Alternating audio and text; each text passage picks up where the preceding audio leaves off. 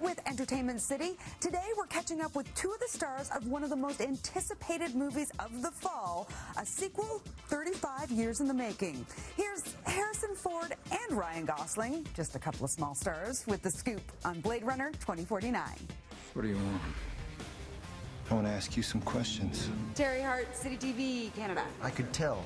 Can you tell? What can you tell? I could tell too. Two Canadians in the room. Yeah, that's plenty of Canadian content, I get it. All right, let it roll. Harrison Ford is reprising his role as Rick Deckard for the first time in more than 3 decades. And he steps back into the shoes he first wore in Ridley Scott's 1982 original. Ryan Gosling joins him in the sequel as a special agent named Kay, who unearths a long-buried secret that could plunge what's left of society into chaos. There is an order to things. That's what we do here. We keep order. Why do you think these themes that we were introduced to 35 years ago about what it is to be human is still relevant and topical today? Because we're still human.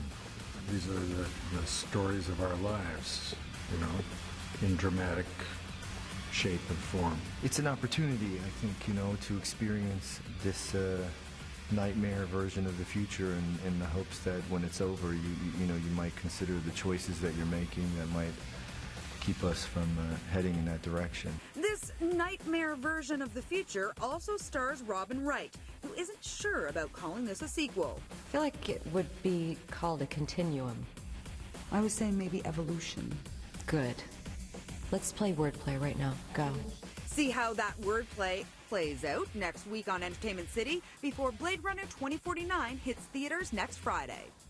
Say, spoonful of sugar helps the medicine go down. That's the motto in You're the Worst, the critically acclaimed small-screen anti-rom-com. With season 4 now underway, we caught up with the show's lead stars, Aya Cash and Chris Gere, to talk about why viewers continue to connect with some pretty wretched characters. I think people love the show because we're all damaged. We are probably a heightened version of that damage, but it allows people to, one, laugh at themselves, and two, identify with these people's flaws. Now tomorrow, we're catching up with the stars of another buzzworthy show, The Blacklist, ahead of its season 5 premiere. Don't miss it. For Entertainment City, I'm Terry Hart.